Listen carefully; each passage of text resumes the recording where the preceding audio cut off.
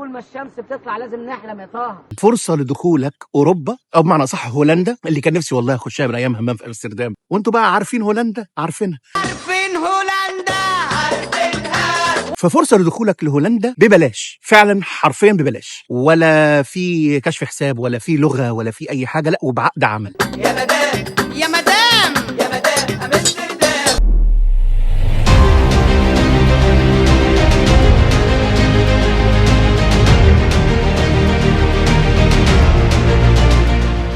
ويا مساء الاناناس على احلى ناس، وحشتوني جدا جدا يا احلى ناس، ومش هضيع وقتكم وهخش في الموضوع على طول. المصري معروف بجبروته وقوته، مفيش اي حاجه تيأسه في الدنيا. مصر طول عمره معروف بجبروته وبقوته. ولا ترامب بقى، ولا منع دخول، ولا تصريحات مش عارف ايه، ولا لا لا لا، احنا مش بتوع الكلام ده، ومش هنقف، لان احنا طبعا معروفين ان احنا على طول بنقلب عيشنا وبنتصرف. وبصراحه اليومين دول يعني موضوع امريكا والدخول والخروج والسياحه وكاس العالم وهنعمل وانتظارنا الهجره العشوائيه، انا عن نفسي شخصيا واحد منكم وما بحبش افضل قاعد حاطط ايدي على خدي ومستني بقى. انا بعتبره شغل الستات بصراحه. ففي حاجه ظهرت، وانا عمري، وانتوا عارفين كده كويس، انا عمري ما طلعت اتكلمت عن فيزات تانية غير امريكا، نادرا الا لما اكون متاكد. يعني انا من حوالي سنتين او سنتين ونص اتكلمت على حاجه معينه في كندا، وعندكم الفيديو موجود طبعا، وربنا سهل لناس كتير في الموضوع ده. ما كنتش بتكلم عن كندا خالص الا لما بكون متاكد من حاجه، وعملت فيديو عن المانيا برضو لما كنت متاكد. غير كده انا ما اتكلمتش عن اوروبا دي تماما، لان اوروبا مجعلصه شويه وعايزه حاجات معينه، ومش يعني ما ينفعش فيها اللي هو الحياه بتاعت امريكا وعك وليس وكله كويس. انا لازم اكون صريح معاكم برضو، مش عايز اطول عليكم. فانا وقعت على حاجه عن طريق احد متابعين الدؤوبين جدا اللي بيتابعوا كل حاجه، شاب جدع قوي متابع جدا وبيدور وبيدعبس. المهم بعت لي السؤال اللي حضراتكم شايفينه قدامكم ده، فبيسال عن حاجه في هولندا وكده. انا الموضوع كنت عارفه بس مش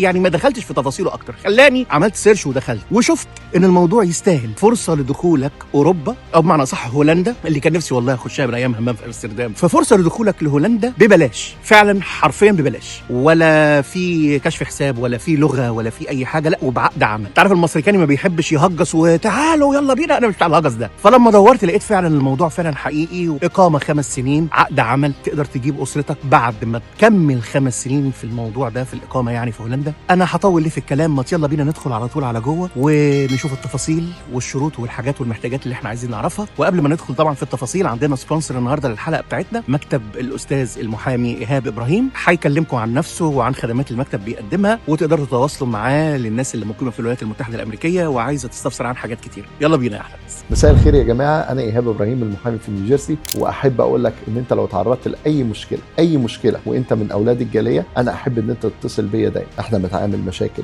الحوادث سواء في اوبر او لو وقعت، بنعمل قواضي الاسره بانواعها، من بدايه من الطلاق لغايه العنف الاسري وازاي تتعامل مع الاولاد ومشاكل الاولاد. وكمان احنا بنعمل الجنائي بانواعه، من اول التيكت اللي بتاخده وانت ماشي في الشارع لغايه القواضي الجنائيه بدرجاتها في نيوجيرسي. برضو يا جماعه انا احب ان انا اقول لكم ان احنا بنوفر خدمه لاولاد الجاليه، ان هم بنتكلم اسباني وعربي وروسي وانجليزي. واحب اقول لكم ان المكاتب بتاعتنا مفتوحه في نيوجيرسي في 3 اماكن، بدايه من باترسون لجيرسي سيتي لايست برونزويك، وبنفتح مكان رابع ان شاء الله قريب ببركه دعواتكم وبمساعدتكم. الحاجه الثانيه اللي انا احب اقول لكم عليها، لو حصلت معاك اي مشكله، تليفوناتنا وقلوبنا مفتوحه لك 24 ساعه 7 ايام في الاسبوع. رقم التليفون 855 529 0030. تاني الرقم 855 529 0030. طيب يا احلى ناس، نخش بقى في الموضوع بتاعنا. الفيزا دي 5 سنين، لا لغه ولا كشف حساب ولا اي حاجه خالص. طب امال عايزين ايه هولندا؟ هولندا زيها زي امريكا، الاسلوب المتبع الجديد. دول العالم اقتصاديا بتقع، وبيدفعوا مرتبات كتير جدا، والساعه بتوصل لارقام برضو كبيره جدا في امريكا وفي كندا وفي اوروبا. طيب امريكا ماشيه على نهج ان هي بتبعت وظائف لناس عايشين في دول اخرى، بيشتغلوا لامريكا بس في بلدهم، وبيقبضوا دخل اقل من اللي بياخده الامريكي هنا، وبالتالي ده بيوفر لهم كتير. يعني مثلا لو في شغلانه مثلا في فرايزون او AT&T شركات الاتصالات اللي هنا، فبيشغلوا ناس موجوده في مصر وفي اي دوله عربيه. هنا بيدي في الاسبوع $1000، لا هو انا ممكن ادي في الشهر للي قاعد في البلد الثانيه $1000، دول يغرقوه ويبقوا كتير قوي كمان. فاحنا وفر. بس ده اللي بتعمله امريكا مثلا وكندا وبعض الدول الاخرى، يعني ان انت بتشتغل في بلدك من غير ما تروح الدول دي. لكن هولندا عامله العكس، ان انت تيجي تشتغل عندهم بجنسيتك انت، لان هم مش عايزين الاوروبيين او الهولنديين او اي حد معاه جنسيه دوله اخرى. بمعنى ايه؟ يعني هم عندهم العماله بتاخد مرتبات كبيره جدا، في مثلا 40 يورو مثلا في الساعه او 30 يورو. انا لو جبت واحد من دوله تانية هيبقى دخله او مرتبه اقل بكتير، ممكن ياخد 20، ممكن ياخد 10. يعني ده هيبقى بالنسبه لنا اسهل. وطبعا ده بسبب الاقتصاد الشامل في الدول كلها. طبعا الموضوع واضح جدا طبعا. زي كده بنقول بنجلاديش مثلا والهنود مثلا في الخليج فبياخدوا مرتبات اقل. طيب القصه ماشيه ازاي؟ القصه ان انت تقدر بعد ما تشتغل 5 سنين ان انت تقدر تجيب زوجتك وتقدر تجيب اولادك. طبعا انت بعد 5 سنين من وجودك في هذه البلد اللي هي هولندا يعني، فهتاخد الاقامه وبعد كده هتعمل الجنسيه وتقدر تجيب اسرتك عادي تعيش معاك وتكمل حياتك عادي جدا. تقدر تخش دول الشنجن كلها، هي فيزا شنجن يعني، فهتقدر طبعا تخش دول اوروبا كامله متكامله تحت امرك يعني عادي. ولكن لازم وشرط أساسي إنك تكون خبرة ماهرة جدا ومحترفة، مش هجص في المجالات اللي هم بيدوروا عليه. مش شرط بقى حداد نجار مش عارف إيه، أي تخصص. الفيزا دي اسمها Highly Skilled Immigrant. اسم الفيزا كده Highly Skilled Immigrant. هيطلع لك جنبي هنا الموقع بتاع الخارجية الهولندية، هتقدر تشوف المعلومات بالظبط اللي مطلوبة. أنا بس عايز أعرفك حاجة مهمة جدا، إن اللي بيجري ورا حاجة بيوصل لها. زي ما كنت عامل فيديو كندا وفيديو ألمانيا، في ناس بتجري، في شباب بيسعى، عشان ما تجيش تقول لي ممكن تقدم لي، لا أنت لازم تسعى. أنا هعمل لك كل المعلومات هتبقى متاحة بالنسبة لك، فأنت لازم بقى تجري. مفيش حاجة بتوصل، يعني عايز أقول لك مفيش حد بيقدر يوصل بالسهل.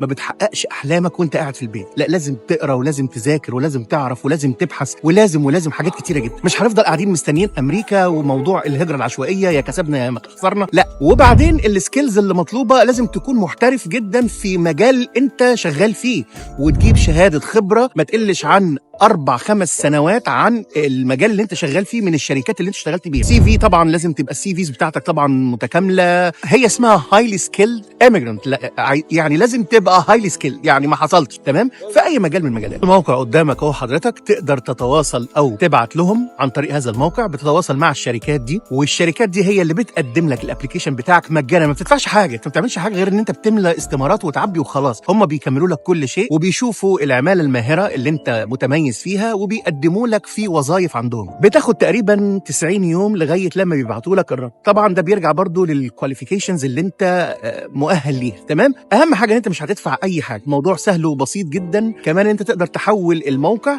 اللي ظاهر قدام حضرتك ده، اللي انت تحوله للغه العربيه. يعني عايز ابسط من كده ايه؟ طيب زي هنا طبعا موقع انديد الى اخره، بس ده في هولندا، فطبعا مش هندفع حاجه، مش جرمانين حاجه ببساطه شديده، عشان ما حدش يطلع يقول لك ايه اصل انت تعرف مش عارف ايه وبياخد من الموقع، ولا بيزنس ولا اي حاجه خالص. الموضوع كله ان في ناس فعلا شباب ذكي جدا وشاطر بيدور ووقعوا على الموضوع دي فرصه عظيمه جدا لدخولك هولندا اللي انا لو راجع بيا الزمن طبعا اتمنى اروح هولندا طبعا، ففرصه مجانيه. ايه المشكله ان انا احاول واجرب، بخبط على كل باب. المهم هذا هو الموقع ان انت بتقدم فيه، والشركه طبعا بتقدم لك فيه، وان شاء الله باذن الله بتقبل في حاجه منهم في خلال 90 يوم وبيبعتوا لك طبعا.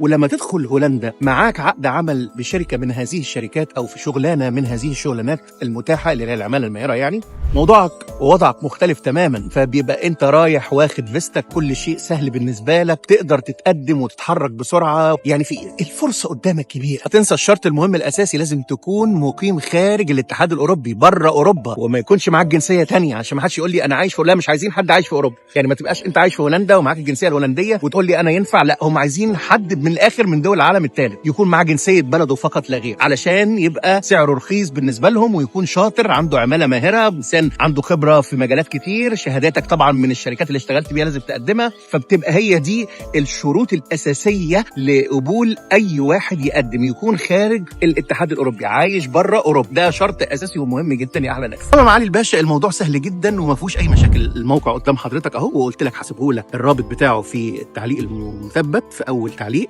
وتقدر تتواصل معاهم. كل ما عليك انك تحوله للغه العربيه، تحويل الموقع للغه العربيه. عايز اسهل من كده ايه بقى؟ بالعربي. وشركات الدنيا والاخره قدام، اختار الشركه اللي انت عايزها، كتر في الشركات في مجال تخصصك في المهاره بتاعتك، وقدم زي ما انت عايز وهم هيتواصلوا معاك. اهم شرط ان حضرتك تكون من دول العالم الثالث، وحضرتك تكون مش عكس ترامب بقى، مش عايز دول العالم الثالث، تكون من دول العالم الثالث، وما يكونش انت مقيم في اوروبا او معاك اي جنسيه غير جنسيه بلدك. من الاخر كده، علشان تبقى زي ما قلنا في الاول العماله رخيصه وقبضك ايه على قد ايديهم، ويوفروا عن طريق. طبعا اجمل من كده مفيش. موقع سهل جدا، وتقدر تفتحه على الديسكتوب، وتقدر تفتحه عن طريق السيلر فون او المحمول اللي في ايدك، يعني الموضوع كله سهل ما فيهوش اي حاجه. اللي عايز اقوله لك هي محاوله، بدل ما هنفضل زي ما قلنا في الاول قاعدين منتظرين الولايات المتحده الامريكيه، هي محاوله، فلازم تكون دؤوب شويه. زي ما قلت لك من جد وجد، اسعى، ترجم، اعرف، خش، اسال، المهم تقدم على قد ما تقدر في اكتر من شركه وتبعت شهادات الخبره بتاعتك وتتواصل معاهم على قد ما ربنا يقدرك. صدقني